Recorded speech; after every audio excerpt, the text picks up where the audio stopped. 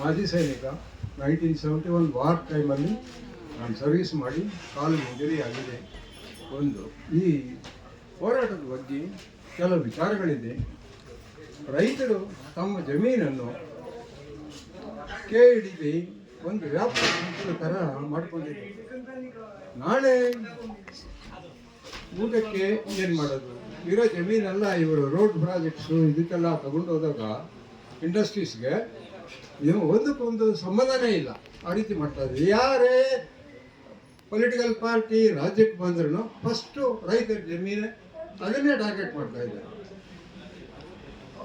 ಈಗ ಇದು ಏನು ಸುಮಾರು 17,000 ಎಕರೆ ಇಷ್ಟು ತನಕ KDB ಅವರು ಅಕ್ವೈರ್ ಮಾಡಿದ್ದಾರೆ ರೈತರ ಜಮೀನು. ಅದರಲ್ಲಿ ಕೃಷಿ ಭೂಮಿ ಸುಮಾರಿದೆ.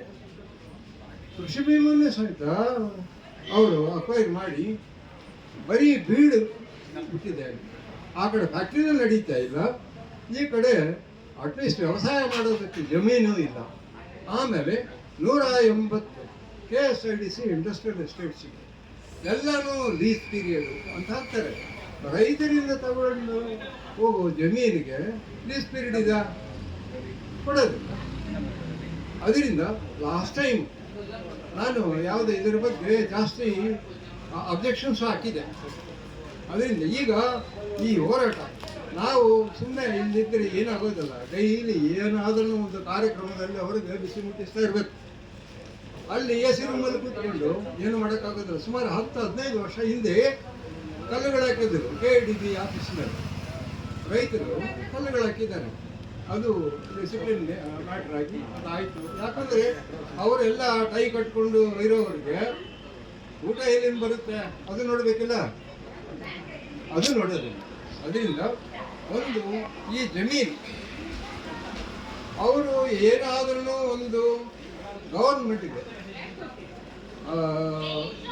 ಏನೇನು ಮಾಡೋಂಗಿದ್ರೆ ಪರವಾಗಿಲ್ಲ. ಈಗ ಕಾಲೇಜಸ್ಸು, ಸ್ಕೂಲ್ಸು, ಆಮೇಲೆ ಒಂದು ಹಾಸ್ಪಿಟಲು, ಇದಕ್ಕೆ ನೀವು ಜಮೀನು ಅಕ್ವೈರ್ ಮಾಡಿಕೊಂಡು ಏನು ರಾಜ್ಯದ್ದು ಇದೆ ಮಾಡ್ಬೋದು.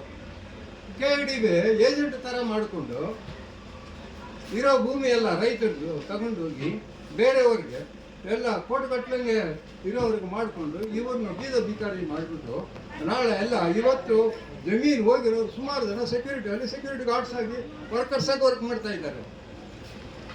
ನಿಮ್ಮಿಂದ ತಗೊಂಡು ನೀವು ಕೊಡೋದು ಊಟ ತಿಂದು ನಿಮ್ಮನ್ನು ಏನು ಒಂದು ಅಟೆಂಡರ್ಸ್ ಥರ ನೋಡೋಕ್ಕ ಇರೋದು. ಅದರಿಂದ ಇದು ತೀವ್ರ ಹೋರಾಟ ನಡೀಲೇಬೇಕು. ಯಾಕಂದರೆ ಜಮೀನು ಪಾಪ್ಯುಲೇಷನ್ ಇನ್ಕ್ರೀಸ್ ಆಗುತ್ತೆ ಬಿಟ್ಟು ಜಮೀನು ಉದ್ದಾಗೋದಿಲ್ಲ. ಇರೋದೆಲ್ಲ ನೀವು ಅಕ್ವೈರ್ ಮಾಡ್ಕೊಂಡು ಹೋದಾಗ ಎಲ್ಲಿಂದ ಇರುತ್ತೆ? ಅದರಿಂದ ಇದು ತೀವ್ರವಾಗಿ ಹೋರಾಟ ಮಾಡಬೇಕು. ಒಂದು ರೆಪ್ರೆಸೆಂಟೇಷನು ಮಾಮೂಲು ಏನಿದು ಇಡೀ ಸರ್ವೆ ನಂಬರ್ಸು, ಎಷ್ಟು ಎಕರೆ ಇಲ್ಲಿಂದ ಇದರಲ್ಲಿ ಫಲವತ್ತಾದೇನು, ಎಷ್ಟು ಇನ್ಕಮ್ ಬರ್ತಾ ಇದೆ, ಇದೆಲ್ಲ ಬರೀಬೇಕು. ಎಜುಕೇಷನ್ ಇರೋರು, SC ST, senior citizens, ladies, womens organisation, ಆಮೇಲೆ ಟೋಟಲ್ ರೈತರು, ಇದು ಒಂದು ಟೋಟಲ್ ಡೇಟಾ ಬೇಕು.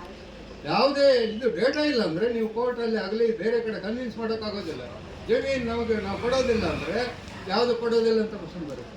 ಅದರಿಂದ ಆ ಥರ ಅಲ್ಲ, ಬೇಡ ಅದು ಮಾಡಿ ಅದನ್ನು ಆಮೇಲೆ ಎಲ್ಲ ಕಂಬೈಂಡ್ ಮಾಡಿ ಒಂದು ಏರಿಯಾ MLA ಮತ್ತು ಮಿನಿಸ್ಟರ್ಸು, ಈ ಏರಿಯಾಗ ಯಾರು ಇನ್ಚಾರ್ಜ್ ಮಿನಿಸ್ಟ್ರಿನವರು ಅವ್ರಿಗೂ ಕೊಡಬೇಕು. ಕೊಟ್ಟು ಆಮೇಲೆ ಇದು ಒಳಗೆ ನಾವು SC ST ಕಮಿಷನಿಂದ ಒಂದು, ವುಮೆನ್ಸ್ ಕಮಿಷನಿಂದ ಒಂದು, ಆಮೇಲೆ ಸೀನಿಯರ್ ಸಿಟಿಜನ್ಸಿಂದ very powerful lady IAS officer ಅಲ್ಲಿದ್ದಾರೆ. ವೆರಿ ಸೀರಿಯಸ್ ಆ್ಯಕ್ಷನ್ ಅಂತ ಆಗ ಒಂದು 2 ಕೇಸ್ ಮಾಡಿಕೊಟ್ಟು ಆಮೇಲೆ ಜನರಲ್ ಫಾರ್ಮರ್ಸ್ ಇದು ಕಂಪ್ಲೇಂಟ್ಸು ಮೂವ್ ಆದಾಗ ಹೈಕೋರ್ಟ್ಗೆ ಹೋದಾಗ ಸುಮಾರು ಜಡ್ಜ್ಮೆಂಟ್ಸ್ ಇದೆ. ರೈತರ ಜಮೀನು ನೀವು ಬಲವಂತವಾಗಿ ತಗೊಳ್ಳಂಗಿಲ್ಲ. ಮೊನ್ನೆನೂ ಬಂದಿದೆ ಸುಪ್ರೀಂ ಕೋರ್ಟ್ ಜಡ್ಜ್ಮೆಂಟು. ತುಂಬ ಅಗೇನಿಸ್ಟ್ ಆಗಿದ್ದಾರೆ ಇವರಿಗೆ, ಎಲ್ಲ ವ್ಯಾಪಾರ ಸಂಸ್ಥೆ ಮಾಡ್ಕೊಂಡಿದ್ದಾರೆ. ಅದರಿಂದ ಇದೆಲ್ಲ ಮಾಡಿ ಹೈಕೋರ್ಟ್ಗೆ ಹೋದಾಗ ನಮ್ದು ಏನಾಗುತ್ತೆ, ನಿಮ್ಮ ಕೇಸು ನಿಮ್ಮ ಪರವಾಗಿ ಆಗುತ್ತೆ, ನೆಮ್ಮದಿಯಿಂದ ಇರಬೇಕು. ಅದಕ್ಕೆ ಏನು ಮಾಡಬೇಕು, ಒಂದು ಪ್ರೆಸ್ ಕ್ಲಬ್ಬಲ್ಲಿ ಒಂದು ಸತಿ ಮೀಟಿಂಗ್ ಮಾಡಿ, ಏನು ಪ್ರೆಸ್ ಕಾನ್ಫರೆನ್ಸ್. ಎರಡನೇದು KDB ಆಫೀಸ್ ಚಾಲಕಿ ಹೋಟೆಲ್ ರೋಡಲ್ಲಿದೆ, ಅಲ್ಲಿ ಒಂದು ಪೊಲೀಸ್ ಪರ್ಮಿಷನ್ ತಗೊಂಡು ಒಂದು ಅರ್ಧ ಗಂಟೆ ಡೆಮಾನ್ಸ್ಟ್ರೇಷನ್. ಆಮೇಲೆ ಫ್ರೀಡಮ್ ಪಾರ್ಕಲ್ಲಿ ಒಂದು ಹಾಫ್ ಡೇ ಇಷ್ಟು ಮಾಡಿದಾಗ ಹೈಲೈಟ್ ಆಗುತ್ತೆ. ಈಗ ಇಲ್ಲಿ ಎಲ್ಲ news papers T V channels ಬರೋಕ್ಕಾಗೋದಿಲ್ಲ, ಇಷ್ಟೆಲ್ಲ ಚೆನ್ನಾಗಿ ನಡೆದಿದೆ. ಅದರಿಂದ ಇದು ಒಂದು ಸಿಸ್ಟಮ್ ಆಗಿ ಡೈಲಿ ಅಟ್ಲೀಸ್ಟ್ ಒಂದು 3 days 4 days ಒಂದು ಪ್ರೋಗ್ರಾಮ್ ಮಾಡಿಕೊಂಡು ಬಿಸಿ ಮುಟ್ಟಿಸಿ ಗೌರ್ಮೆಂಟ್ಗೆ, ಆವಾಗ ಕೆಲಸಗಳಾಗುತ್ತೆ. Thank you.